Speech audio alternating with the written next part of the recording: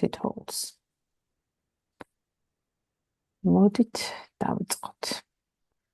ჩვენ წინა სესიის დროს ვისაუბრეთ ECBA სერტიფიკატის გარშემო, იმედი მაქვს ზოგიერთ თქვენგანი ესწრებოდა ამ შეხვედრას და დღეს უკვე გსურს რომ წარმოგიდგინოთ mini-mock challenges ფორმატი ამ სასერტიფიკატო გამოცდის ირგვლივ და ეს იქნება პრაქტიკული სესია, სადაც ერთად გავვლით რეალურ გამოცდებზე დაფუძნებულ კითხვებს და თქვენ გექნებათ შანსი გაიგოთ ამ გამოცდასთან დაკავშირებით თქვენი შესაძლებლობების შესახებ. სანამ დავიწყებთ სესიის თავარ ნაწილს, პატარა მიმოხილვას გავაკეთებ. მე ვარ მარიამ ჯოხაძე, ბიზნეს ანალიტიკოსი და IABA საქართველოს წარმომადგენლობის პროფესიული განვითარების მმართველობის ვიცე-პრეზიდენტი და წარმოგიდგენთ ამ სესიას ჩვენს სტუმართან ერთად. ჩვენი სტუმარია ბიზნეს ანალიტიკოსი თეა მღებრიშვილი, ECBA სერტიფიკატის მქონე და არა მხოლოდ, რომელიც დღევანდელი ჩელენჯის მთავარი წამყვანი იქნება. თეა, გამარჯობა კიდევ ერთხელ და გთხოვ გაეცანი ჩვენს დამსწრეებს. გამარჯობა, მადლობა მარიამ წარდგენისთვის, ვარ ბიზნეს ანალიტიკოსი, 8 წელზე მეტი გამოცდილება მაქვს ბიზნეს ანალიზში, თუმცა რა თქმა უნდა უფრო მეტი გამოცდილება მაქვს სამუშაო. ჯამში 15 წლის სამუშაო გამოცდილება მაქვს, როგორც მარიამ ახსენა, ამჟამად ვარ IABA Georgia chapter-ის წარმომადგენელი, ვიცე-პრეზიდენტი კომუნიკაციების და მარკეტინგის მიმართულებით.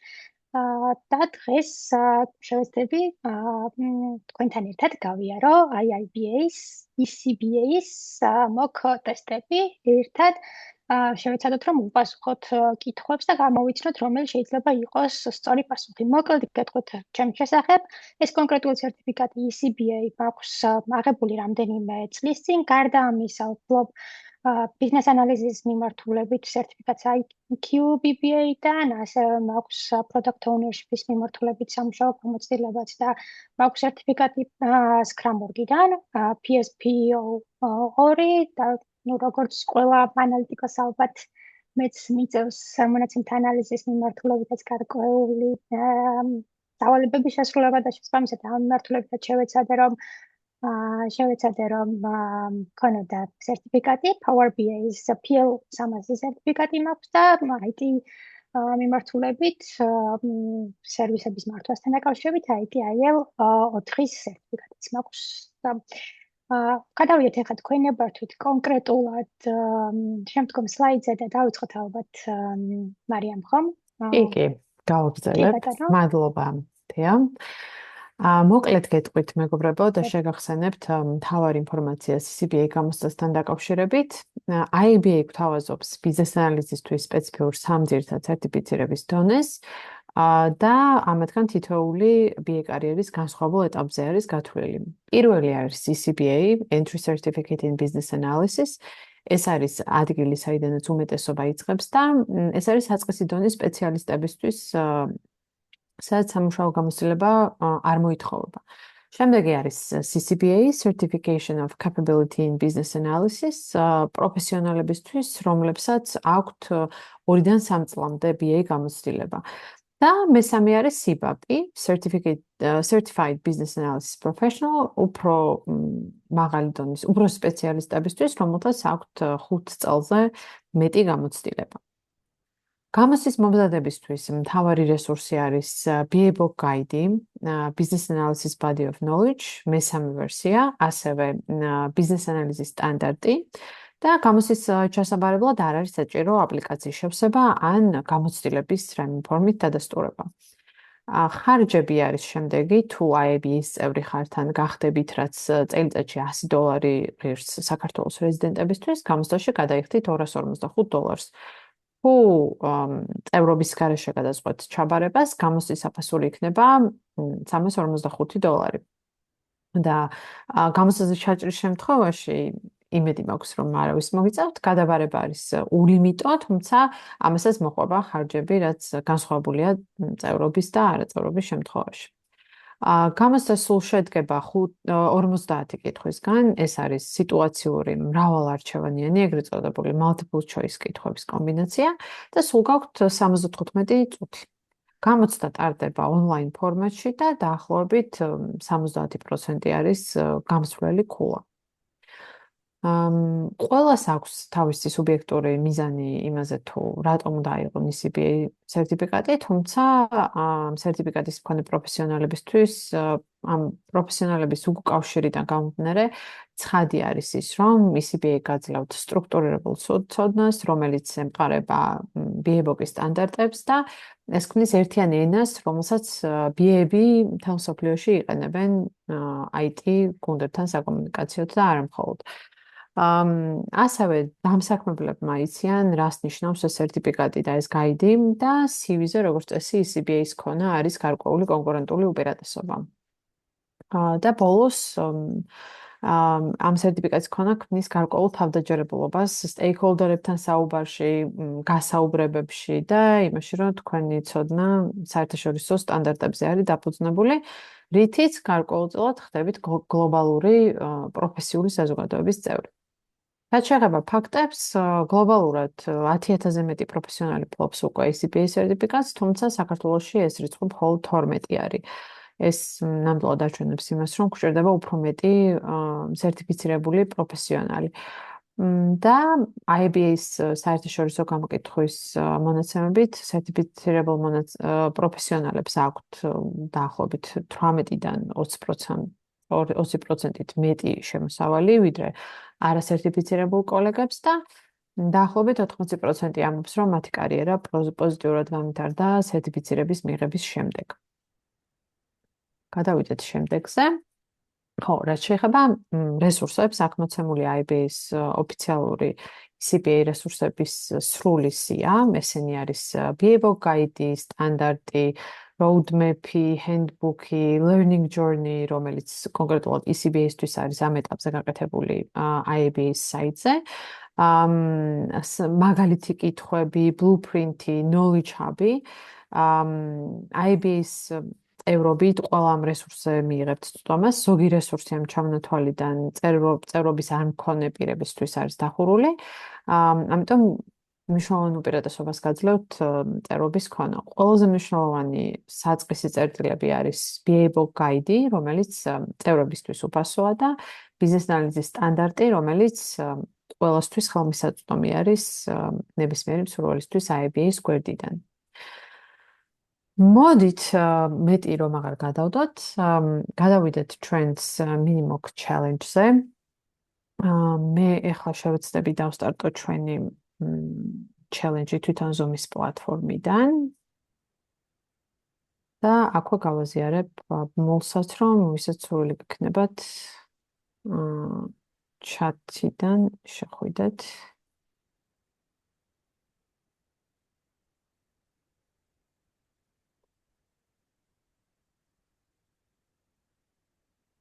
აი, გიგზავნით ამ მოლს. ამასობაში დავსტარტებ აპლიკაციას.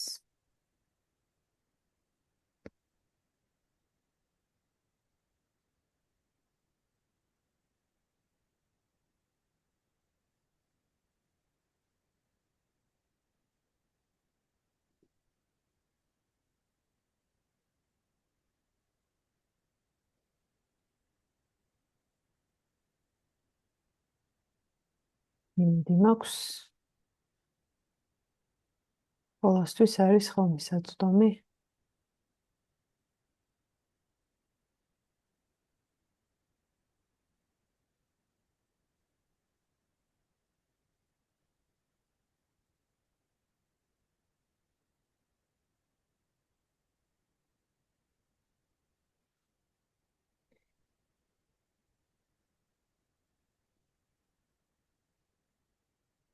ჩემ კოლეგებს ვთხოვ, დამიდასტუროთ თქვენთან თუ კარგად ჩანს, ჩავთვლი რომ ყველასთან ნორმალურად არის გახსნილი. ბატონო ჩანს. ძალიან კარგი. აქვე QR კოდი გვაქვს, ეკრანს და QR კოდით შეიძლება რომ შემოხვიდეთ, თუ უფრო მარტივი იქნება თქვენთვის ტელეფონით, სხვა შემთხვევაში მოლიდან რომელიც მარიამმა გააზიარა.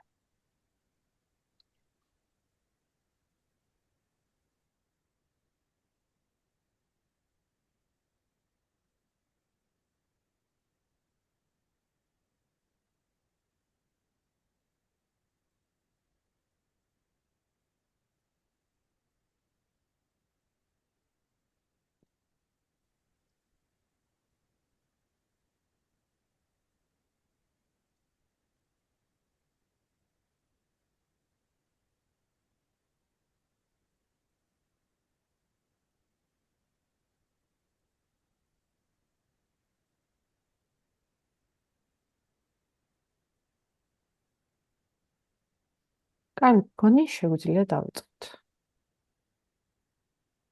კი ბატონო. თეა, შენ გადმოგცემ. კი ბატონო, პირობები რომ ახლიდან რომ დავსტარტოთ შეიძლება პირობები ახსნათ უცბად და დავსტარტოთ მე. მეგობრებო, ასე რომ შევთანხმდეთ თუ შეიძლება. მას შემდეგ რაც ეკრანზე გამოჩნდება და თქვენთან ტელეფონში თუ ტელეფონით ხართ შემოსული გამოჩნდება კითხვა, გვექნება მოსაფიქრებლად პასუხებიც გამოგიჩნდებათ, მოსაფიქრებლად და ასარჩევად, სწორი პასუხის ასარჩევად გვექნება 90 წამი, რაც იმას ნიშნავს, რომ დაახლოებით იგივე დრო გვაქვს გათვლილი, რაც გექნებათ საშუალოდ ერთი კითხვისთვის, რაც იმას ნიშნავს, რომ გარკვეულწილად ამ კუთხითაც, ასე ვთქვათ, ვივარჯიშებთ, ამდენად გვეყოფა დრო კონკრეტული კითხვისთვის.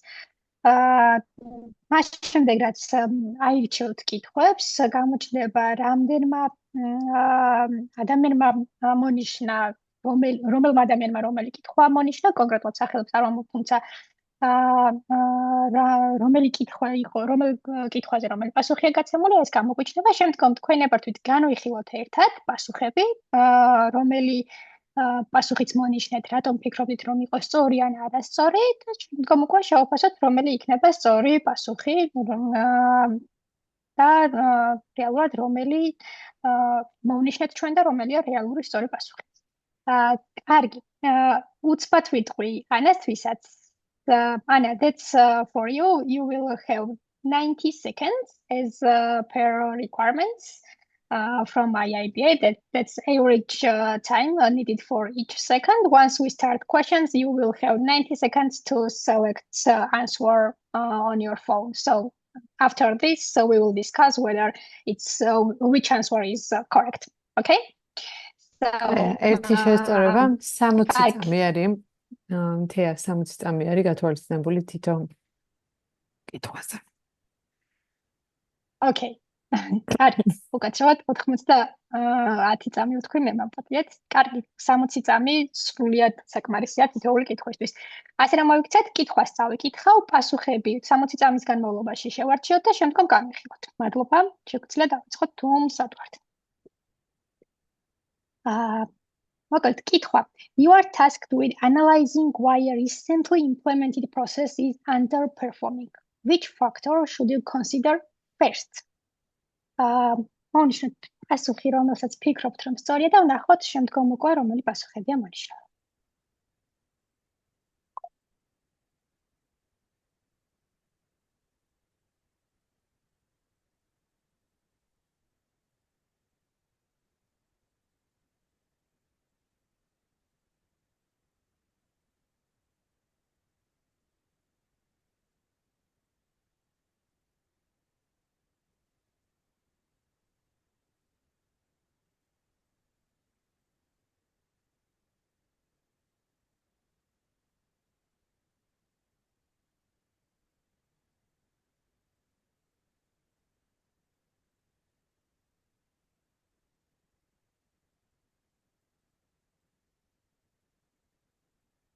კარგი, ვნახოთ შედეგები. გვაქვს სამი პასუხი არჩეული. პირველი პასუხი, რომელსაც ყველაზე მეტი ხმა აქვს, არის the alignment of the processes with organizational strategy, including business objectives and strategic outcomes. შემდეგი გვაქვს თანაბრად პროცენტები, stakeholder attitudes and perceptions about the change, including resistance or lack of engagement. და მესამე პასუხი, რომელიც გვაქვს მონიშნული, არის პირველი პასუხებში the tools and resources available to support the process success, including software system and training programs. კარგი, რომ გავიმარტივოთ, პირველი პასუხი, რომელიც საერთოდ არ გვაქვს არც ერთს მონიშნული, არის the external environment conditions influencing organizational operations, including market trends and competitor offerings. კითხვაში, რადგან ეს არავის არ ქონდათ მონიშნული, მართალი ხართ, რომ არც ერთმა არ მონიშნეთ, რადგან არის კითხვაში ხაზგასმული, რომ პირველი ფაქტორი რა იქნებოდა, რასაც გავითვალისწინებდით. შესაბამისად, აქ პირველი ფაქტორი არ არის გარემო პირობები, რომელმაც შეიძლება გავლენა მოახდინოს ორგანიზაციის ოპერაციებზე ან მარკეტ ტრენდებზე და ასე შემდეგ. შესაბამისად, ცალსახად არასწორი პასუხი იყო, ამიტომ კარგია რომ არ მოვიჩნეთ. თუ შეიძლება რომ აი თქვათ პირველი პასუხი რომელსაც გვაქვს მონიშნული, თუ შეიძლება რომ თქვათ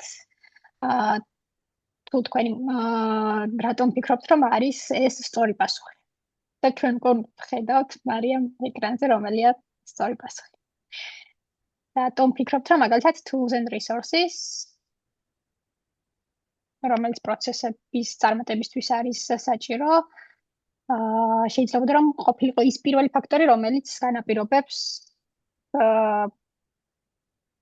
პროცესის underperforming, ავიც ქართულად როგორ არის.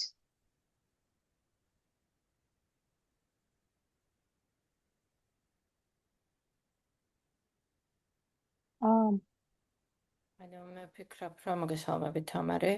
მე ვფიქრობ, რომ ეს არის პროცესი, რომელიც რაღაც მიმდინარეობს, is underperforming და მე მონიშნა tools and resources, იმიტომ რომ ვიფიქრე, რომ რაღაც ну, როგორც აი ცვლილებები, რაც შეიძლება რაღაცამ არ იმუშავა, რაღაც თული ვერ გამოვიყენეთ ისე, როგორც არის საჭირო და შესაბამისად რაღაც ამ მცირედი ცვლილებებით, ხო, change management-ს გამოვიყენებდით და შეიძლება რაღაც წარმატებისთვის მიგვეღწია. ხო, რაც კონტექსტი უფრო მეტი რომ ქონოდა, შეიძლება ამეთში, რა თქმა უნდა, organizational strategies-თან თავსებადობა. კი ბატონო, მადლობა დიდი და სწორად იფიქრე ნამდვილად, რატომაც შეიძლებოდა რომ გავლენა მოეხდინა tools and resources პროცესზე, განმარტება ნამდვილად მეც ამ კუთხით წავიდოდი. თუმცა ერთ-ერთი აქ კითხვაში და ყოველთვის დასაფიქრებელია და ყურადღება გასამახვილებელია ფაქტორზე, რომელიც არის დიდი ასოებით ან ხაზგასმული. პირველი ფაქტორი, რომელი იქნებოდა, რომელსაც მივაქცევდით ყურადღება, რატომ შეიძლება პროცესი არ მუშაობდეს, ერთ-ერთი ფაქტორი იქნებოდა ეს, თუმცა არა პირველი. ანუ სწორად იფიქრეთ ნამდვილად, თუმცა აქ პირველი ცოტა დამაბნეველია და ამიტომ არის სხვა პასუხი, როგორც ხედავთ, sorry. შემდეგი არის stakeholders attitudes and perceptions about the change, including resistance or lack of engagement. აქაც სავარაუდოდ იგივე მიდგომით წავედით და აქაც გეთანხმებით, რომ stakeholder-ების დაინტერესებული მხარეების აღქმა თვითონ ცვლილებაზე, პროცესებზე, წინააღმდეგობა ახალი პროცესის მიმართ შეიძლება ახდენდეს გავლენას, თუმცა არა როგორც პირველი ფაქტორი, ამიტომ პირველი ფაქტორი იქნება აი სწორედ ის alignment-ი პროცესების ორგანიზაციის სტრატეგიასთან, რომელიც არის აღნიშნული მეოთხე პასუხში. რაიმე კითხვა ხომ არ არის ამ გარკვეულობა ამ პასუხთან მიმართებით? არა გასაგებია. Okay. კარგი, მადლობა. გადავიდეთ მაშინ მარიამ შემდეგ კითხვაზე, თუ შეიძლება და შევცდებით ცოტა სწრაფად. A business analysis professional is reviewing a company's existing order management system before recommending changes. What is the primary objective of analyzing the current state? აქაც გვაქვს primary objective, hint და current state.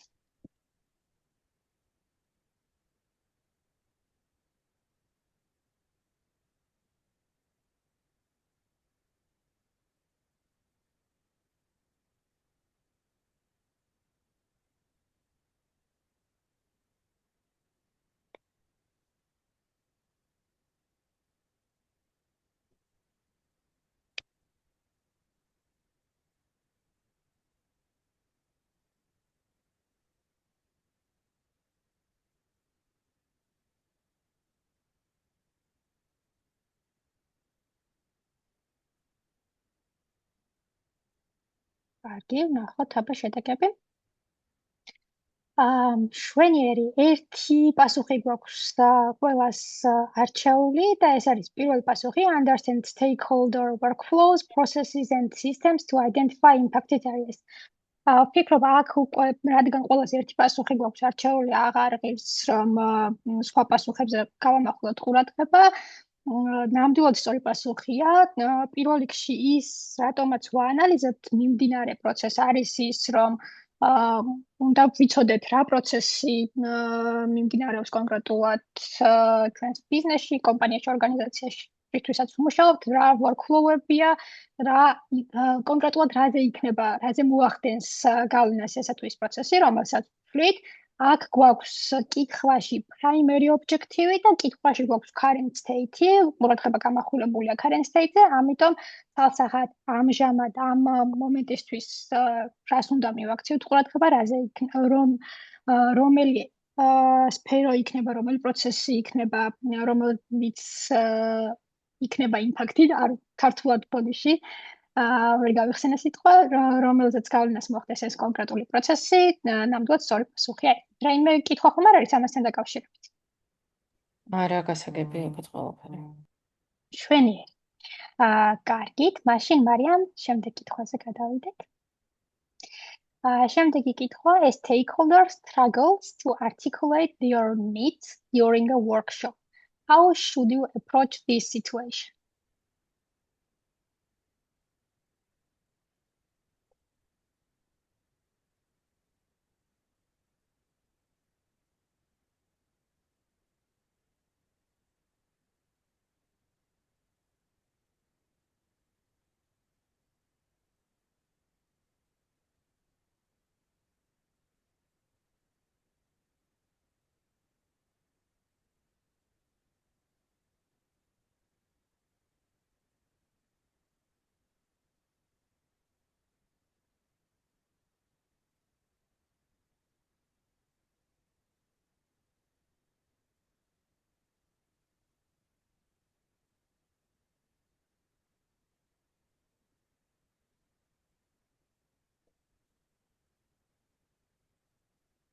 კარგი. ვნახოთ პასუხები. ოთხივე პასუხს წავიკითხავ ამ შემთხვევაში. პირველი არის suggest potential solutions that align with broader industry best practices. არავის არ გვაქვს არჩეული და ნამდვილად სწორია რომ არ ავირჩიეთ, იმიტომ რომ ჯერ გვჭირდება რომ გავაანალიზოთ stakeholder-ის ჩვენ დაინტერესებული მხარის საჭიროებები და კითხვა სწორედ ამასთან მდგომარეობს კონკრეტული solution-ის გადაწყვეტის შეთავაზებაზე. არის ეს კითხვა ფოკუსირებული, ამიტომ სასახად არასწორია. შემდეგი პასუხი არის conduct a follow-up interview that uses targeted and clarifying questions. ამ პასუხს აქვს 40% და მეორე პასუხს აქვს, მოდი ჯერ მეორეს წავიკითხავ, focus on capturing the needs the stakeholder is comfortable expressing. რატომ შეიძლება რომ ვიფიქროთ, რომ ეს შეიძლება იყოს სწორი პასუხი? ერთი მე მაგალითად რასაც ვიფიქრებდი, არის ის, რომ დავეხმაროთ stakeholders გამოხატოს თავისი საჭიროებები. თუმცა აქ არის ყურადღება გამახვილებული იმაზე, რომ გამოხატოს დაინტერესებულმა მხარემ მხოლოდ ის იდეა, გაგვიზიაროს მხოლოდ ის იდეა, რომელი იდეის გაზიარებისასაც თავს გრძნობს კომფორტულად და არა კონკრეტულად ის საჭიროება, რომელიც რეალურად ამ დაინტერესებულ მხარეს უდგას. შეიძლება პირობითად ჩავთვალოთ, რომ აქვს stakeholders ორი საჭიროება, ერთი რომელშიც თავს კომფორტულად გრძნობს, რომ გაგვიზიაროს და გვიზიარებს დეტალებს და მეორეც არანაკლებ მნიშვნელოვანი, შეიძლება უფრო მეტად მნიშვნელოვანი საჭიროება რეალურად დაინტერესებულ მხარის, თუმცა აი ამ საჭიროების გაზიარებისთვის რა სჭირდება კონკრეტულად, თქვათ კომფორტულად ვერ გრძნობს თავს, რომ გაგვიზიაროს, თუმცა ეს იმას არ ნიშნავს, რომ stakeholders მხოლოდ ის უნდა დავეხმაროთ იმაში, რომ გაგვიზიაროს მხოლოდ ის საჭიროება, რომლის გაზიარებაში თავს გრძნობს კომფორტულად, არამედ ჩვენ workshop-ის პერიოდში, რა თქმა უნდა მოვუსმინოთ და სწორედ ამიტომ არის მეორე პასუხი სწორი, რა თქმა უნდა მოვუსმინოთ, თუმცა იქიდან გამომდინარე, რომ დავაიდენტიფიცირებთ workshop-ის განმავლობაში, რომ კონკრეტული საჭიროება ნომერი 2 პირობითად, რომელიც ჩვენს დაინტერესებულ მხარეს აქვს, კონკრეტული საჭიროება მნიშვნელოვანია, რომ იყოს გაზიარებული და გათვალისწინებული ჩვენი მოთხოვნების აღწერისას. ამიტომ თუ stakeholder-ი ვერ გრძნობს თავს მაინც და მაინც კომფორტულად იმ კონკრეტული workshop-ის განმავლობაში, შემდგომ უკვე follow-up interview ან workshop-ი შეგვიძლია ისევ დავაორგანიზოთ, რომ დავეხმაროთ კონკრეტულ stakeholders იმ კონკრეტული საჭიროების შესახებ ინფორმაციის მოწოდებისთვის, შესაბამისი დამაზუსტებელი კითხვების დასმით. Make sense? ასეთი მიდგომა თქვენთვის?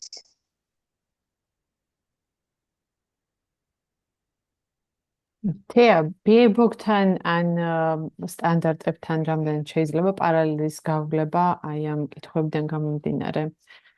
თუ უმეტესად ECBA გამოცდის კითხვები ეყრდნობა რაღაც ზოგად ცოდნას, იმიტომ რომ ცხადია ეს ყველა თემატიკა ორივე რესურსში იფარება, ხომ? აი მე მგონი ანას კითხვაც ჩატში თუ ნახავ მაგასთან დაკავშირებით არის, რა არის წყარო. სავარაუდოდ თითოეული კითხვის პასუხთან დაკავშირებით კითხულობს. კი ბატონო, ECBA-ის კითხვები გვაქვს, რა თქმა უნდა, ძირითადად თეორიული და შეგვიძლია კონკრეტული წყაროებიც მოვნახოთ და პლუს არის პრაქტიკაზე დაფუძნებულიც. თუნდაც ახლა ეს კონკრეტული შემთხვევა stakeholder-ების მხარეს, როგორ შეიძლება workshop-ი ჩავატაროთ ან ინტერვიუ გქონდეს, იმისთვის რომ stakeholder-ის მხრიდან დავაიდენტიფიციროთ, შეიძლება იყოს გავუზიაროთ ერთმანეთს როგორც პრაქტიკული გამოცდილებიდან, ასევე თეორიულად. რა თქმა უნდა, თეორიაშიც ბაბუქ გაიჩი შეგვიძლია მოვუნიშნოთ ის არეები, რომელიც კონკრეტულად ამ კითხვის სწორ პასუხამდე მეკვლევდა. კი ბატონო. კარგი, მონაწილეებთან მქონდა კითხვა, რაიმე გაურკვეველი ხომ არ არის ამ კითხვაში? არა, გასაგებია. კი ბატონო. მადლობა. შემდეგი კითხვა არის, you have documented stakeholder needs, but a requirement for a new feature remains unclear. What should you do next?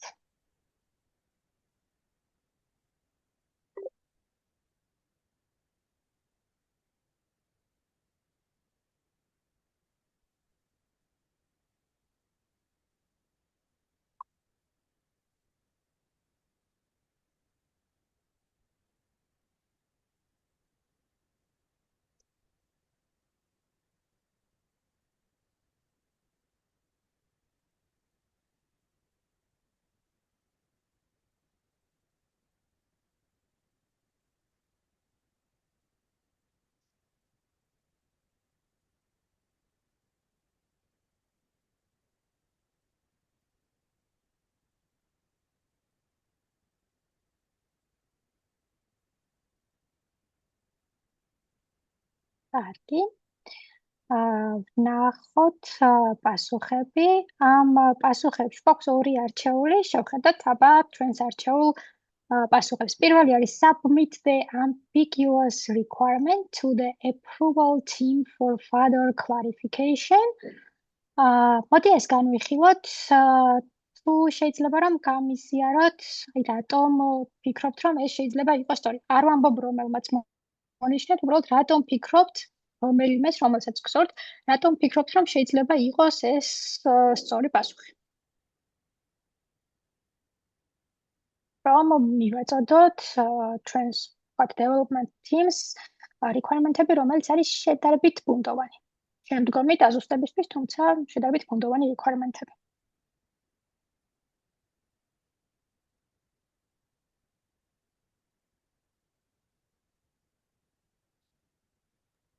ვიანია თეა, ჩვენგან იყო. ჩვენგან ჯობია. იყო სახსნაგან. კარგი. რა უნდა გავაკეთოთ იმ შემთხვევაში, როდესაც გვაქვს ბუნდოვანი requirement-ები, არის ცალსახად შემდგომ ნაბიჯი რომ ჩვენს stakeholder-თან თუნდაც აი წინა კითხვის გაგრძელება რომ იყოს ჩვენ stakeholder-თან, რომელსაც ალბათ უჭირდა მოთხოვნების გაზიარება, გამოეხატა თავისი საჭიროებები სწორად. ვითანამშრომლოთ კიდევ ერთხელ, რომ იმისთვის, რომ ნათელი გახდეს მოწოდებული requirement-ები და იმისთვის, რომ ვიცოდეთ კონკრეტულად რა საჭიროება აქვს ჩვენ stakeholders, რას მიიღებს მას შემდგომ, რაც დასრულდება development-ი, ან რა პროცესის გაუმჯობესებას უნდა ელოდოს, ან რა ახალი პროცესი შეიძლება გქონდეს. კარგი, გადავიდეთ შემდეგ კითხვაზე, მარიამ. A stakeholder requests a feature that exceeds the initiative budget and the timeline constraints. What is the most appropriate response?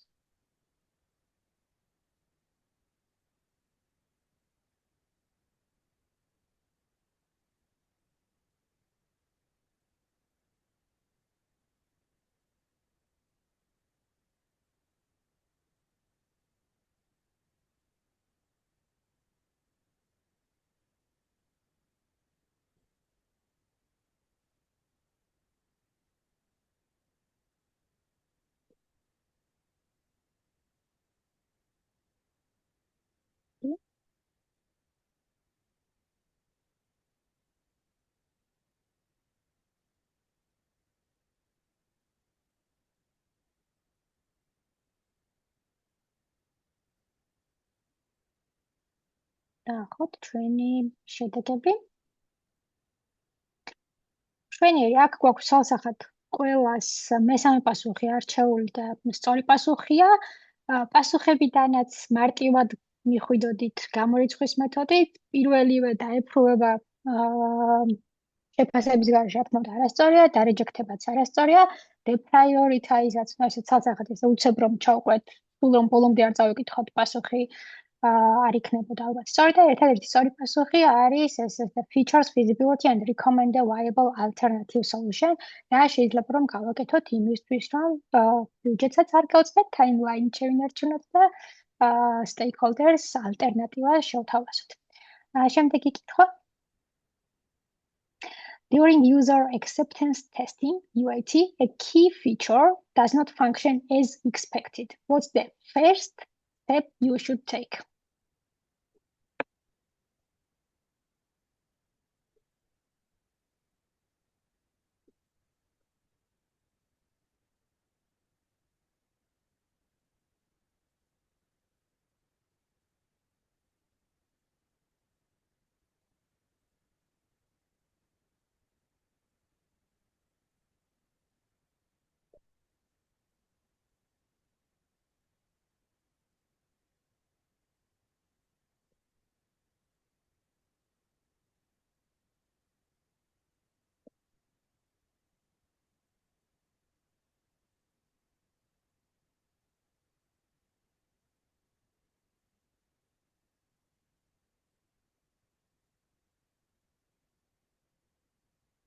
კარგი, ნახოთ შედეგები.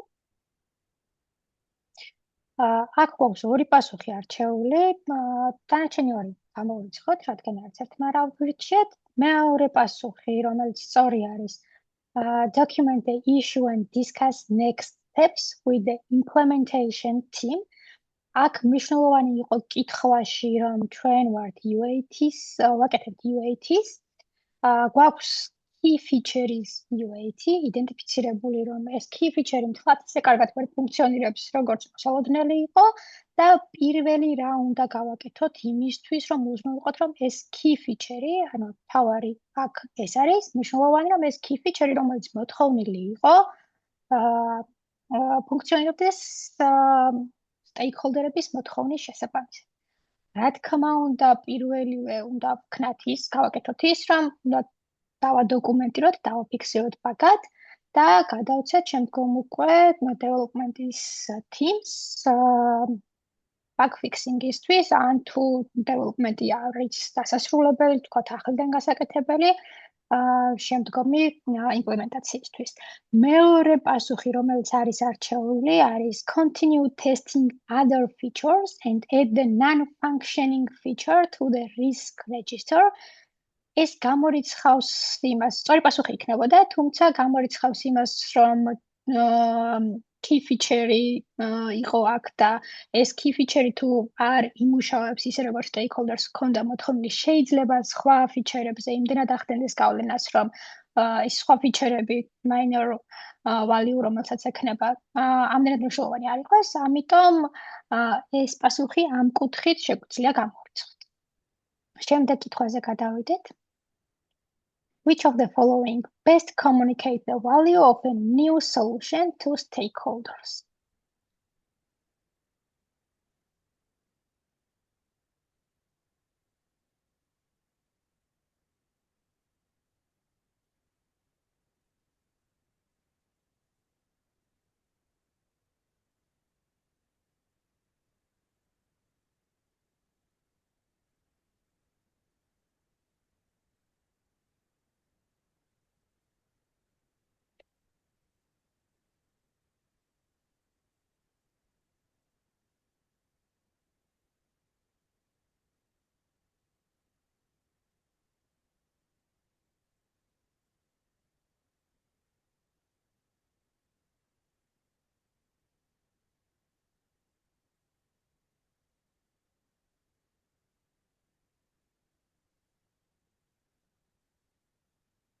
კარგი, ვნახოთ პასუხები.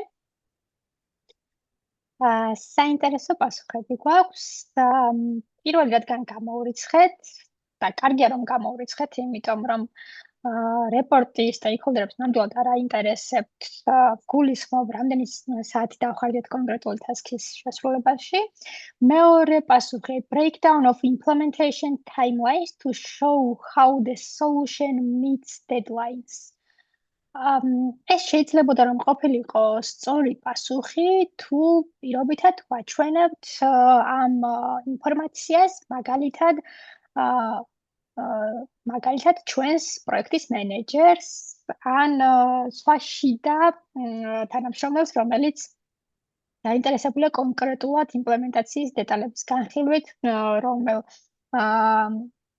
features რა დროში გავაკეთებთ და როგორ ესწრება. თუმცა იმისთვის, რომ stakeholders და აქ გარე stakeholder-ი იგულისხმება დამკვეთი, ეს შეიძლება ცოტა დამაბნეველი იყოს, დამკვეთი, რომელსაც სურს ახალი solution-ი, რომელსაც სურს რომ იყოს ახალი solution-ი, დამკვეთვისთვის მნიშვნელოვანია, მე ბოლო პასუხი წავიკითხოთ, a presentation showing how the solution will reduce costs by 20% and increase efficiency. ცოტა აბსურდულად შეიძლება მოგეჩვენოთ, 20% საიდან შეიძლება მოსულიყო ამ პასუხში, ან საიდან შეიძლება დავადგინოთ კონკრეტულად რომ 20%-ია ხარჯის შემცირების და არამეტი, თუმცა ესე ჰიპოთეტურად ჩავთვალოთ, რომ stakeholders რომელსაც ვაჩვენებთ ჩვენ solutions, უფრო მეტად აინტერესებს ამ stakeholders კონკრეტულად პირველი რა თქმა უნდა cost-ი, რომ მისი ხარჯები რამდენიც შემცირდება და აქ მაგალითისთვის არის 20% მოყვანილი და რამდენად გაიზრდება ეფექტურობა კონკრეტული solution-ის, ან პროცესების, ან business process-ის ამ კონკრეტული solution-ის იმპლემენტაციის დასრულების შემდგომ. ამიტომ შეგვიძლია ჩავთვალოთ ეს სწორ პასუხად. ბოლოდან მეორე პასუხი, a comprehensive list of technical specifications and features of the solution. ესეც საინტერესო იქნებოდა, თუმცა არა ტექნიკური სპეციფიკაციები, ტექნიკური მახასიათებლები, ან კონკრეტული ფუნქციების აღწერა გარე stakeholder-ისთვის, ბიზნესისთვის, რომელსაც ურჩევნია ველაპარაკოთ უფრო ბიზნეს მეგობრული ენით, ასე ცოტა უხეშად რომ ვთქვათ. უფრო მეტად გასაგები ციფრებით, რა ღირებულება შეიძლება მოუტანოს კონკრეტული solution-ის განხორციელებამ ან კონკრეტული პროცესის შეცვლამ. შემდეგი კითხვა მარიამ. Your organization's policy limits access to certain external tools that could streamline project activities. How can you maximize efficiency while adhering to the policy? საინტერესო კითხვაა ნათქვამი. Aktuალური ალბათ.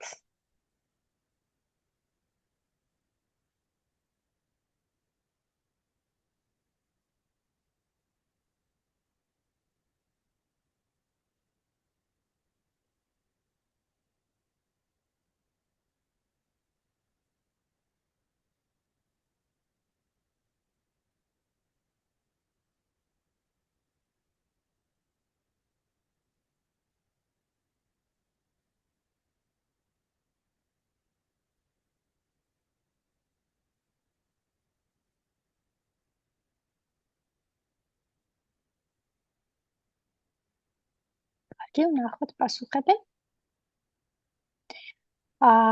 ორი პასუხი გვაქვს არჩეული. პირველი არის implement the tool into the project knowing it will address the needs of your stakeholders.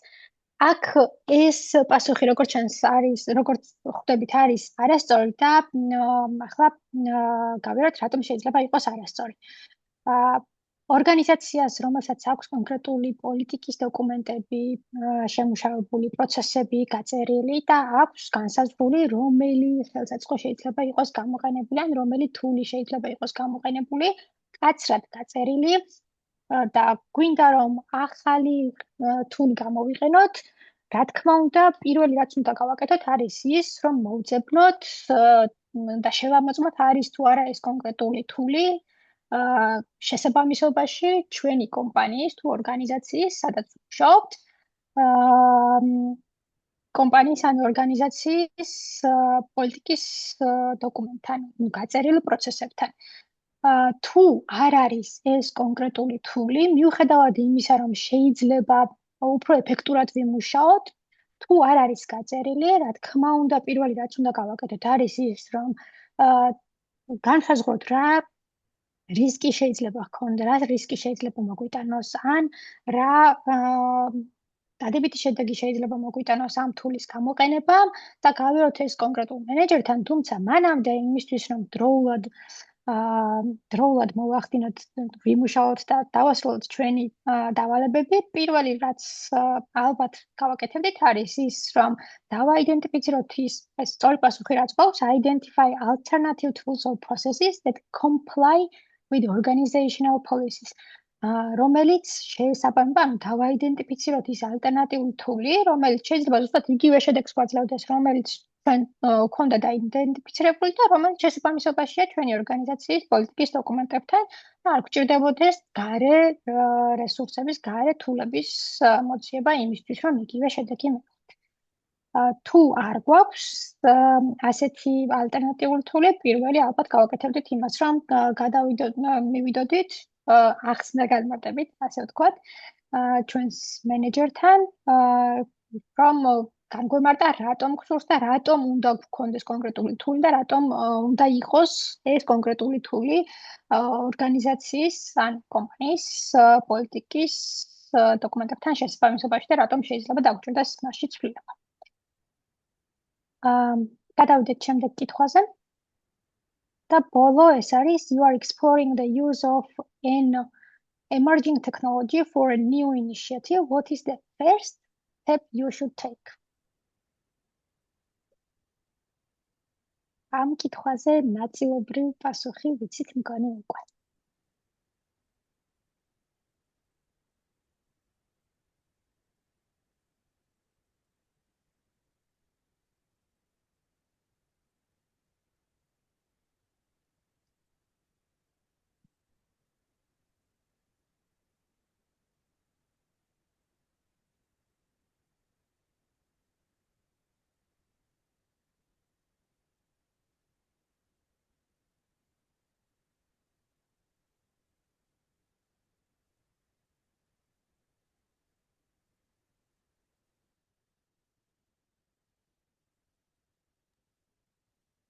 კარგი, ნახოთ პასუხები.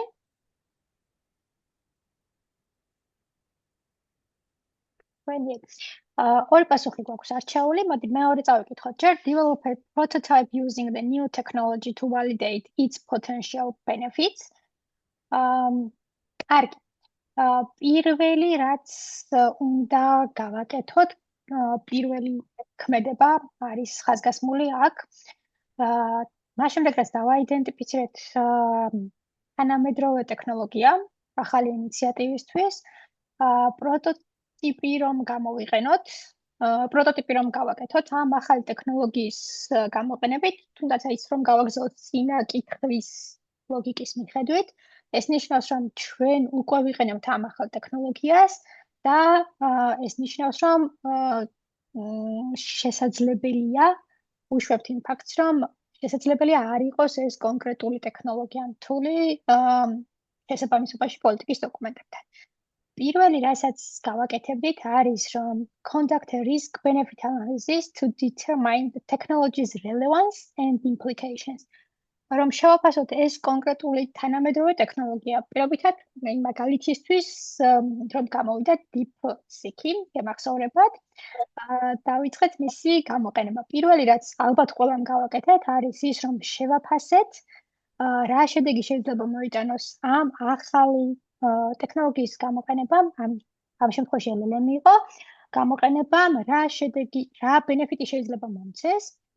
იმასთან შედარებით რაც უკვე არსებობს და რა რისკს შეიძლება ველოდე მისი გამოყენებისგან იქნება ეს პირობითად პირადი მონაცემების გაზიარება თუ კომპანიის სენსიტიური ინფორმაციის გაზიარება ანუ ვაკეთებთ პირველი იმას რომ ვაფასებთ რისკს და benefits ვაანალიზებთ რა შეიძლება მოგვიტანოს ამ ახალმა ტექნოლოგიამ და რა გართულებებს შეიძლება შესაძლო გართულებებს შეიძლება ველოდოთ ამ კონკრეტული ტექნოლოგიის გამოყენებით.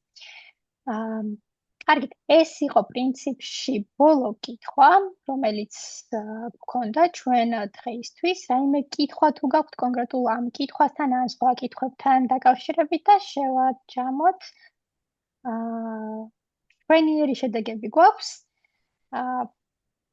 Anna, congrats, you have got all correct answers. That's so cool. Followed by Maria.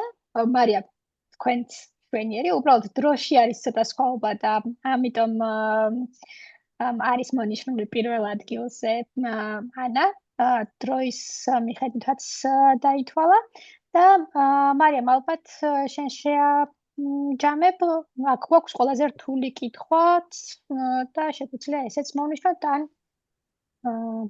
კი, ყველაზე რთული კითხვა, რომელსაც სავარაუდოდ ყველაზე ცოტამ გასცა სწორი პასუხი. ხო, მე მგონი საინტერესო შეხვედრა იყო. სულ ეს იყო პრინციპში ჩვენი მხრიდან ამ challenge-თან დაკავშირებით. დრო ცოტა გვაქვს დარჩენილი. თუ კითხვა აქვს ვინმეს, კარგი დრო არის ახლა განსახილველად. თუ არა და შეგვიძლია პატარა მიმოხილვით დავასრულოთ. კითხვები თუ გაქვთ, გთხოვთ, გამოჩნდით. კითხვები არ მაქვს ერთადად მადლობა საინტერესო შეხვედრისთვის და დაახლოებით სექტემბრამდე ვაპირებ რომ ეს გამოცდა ჩავაბა რომ იქამდე PMP-ზე მუშაობ და ივნისში ის პირველი ეს რაც თქვი ეს გამოცდა მაქვს და შემდეგ უკვე CBA-ს ჩავაბარებ. სხვათა შორის რა დაახლოებით 1 წელიწადნახევრის წინ მე სტანდარტიც და რაღაც ტესტებსაც ანუ ვამუშავებდი და ვაკეთებდი უბრალოდ გამოცდაზე გასვლა ვეღარ შევძელი. სხვა რაღაცა პირადი მიზეზების გამო და შესაბამისად ნაცნობია ეს თემა ჩემთვის და რაღაცა ვეცდები რომ სექტემბრისთვის მე-13 თუ არა მე-14 მაინც ჩვენიერი წარმატებას გისურვებთ. ძალიან კარგი მიზანია. კი, დიდი მადლობა. PMP-ზეც რა თქმა უნდა და მადლობა. I'm curious, where are you guys located? We are in Georgia. But in the United States? No, it's a country in Caucasus region. Oh my gosh, okay. And where are you? From I speak Spanish from Venezuela, but I live in the United States. So I saw Georgia and I'm thinking, oh, there is a city here called Georgia. Okay. I just joined. But that was wonderful. Thank you so much. Putting this together. I appreciate it. Yeah. Thank you so much. And the So next if you're time you gonna- can join our other meetings that will be held in English. Oh, You can also join CBAP meetings with the introduction and Q&A session with a similar format of mini mock challenge. So you could attend those, and those will definitely be in understandable English. yeah. Yeah. Yes. It was kind of a challenge, but I cannot understand one or other one. Yeah. Thanks for being here. And apart from CBAP preparation, we have partnership with different companies. For example, we have already got planned 3 workshops with Exadel, so feel free to check them. They will be pretty interesting and they will be in English language. So feel free to join us. It will be very interesting, I promise. Okay, do they charge? No, they are completely free. Yeah. That's cool. Okay. კარგით, მეგობრებო, დიდი მადლობა. მოკლედ ანასთან მახსენეთ და დავანუსებთ, რომ ჩვენ გვექნება ბევრი საინტერესო შეხვედრა აპრილის თვეში. მათ შორის ერთ-ერთი იქნება შემდეგ სასერტიფიკატო გამოცდაზე SIPAP-ზე, ასევე Exadel-თან კოლაბორაციაში გვექნება სხვადასხვა შეხვედრა, უფრო პრაქტიკული ნაწილის მიმოხილვით. და მოკლედ დარჩეთ ჩვენთან და თუ რაიმე კითხვა გექნებათ, აუცილებლად მოგმართეთ შემდეგ შეხვედრამდე. დიდი მადლობა. მადლობა. მადლობა დიდი. მადლობა. ნახვამდის. ნახვამდის.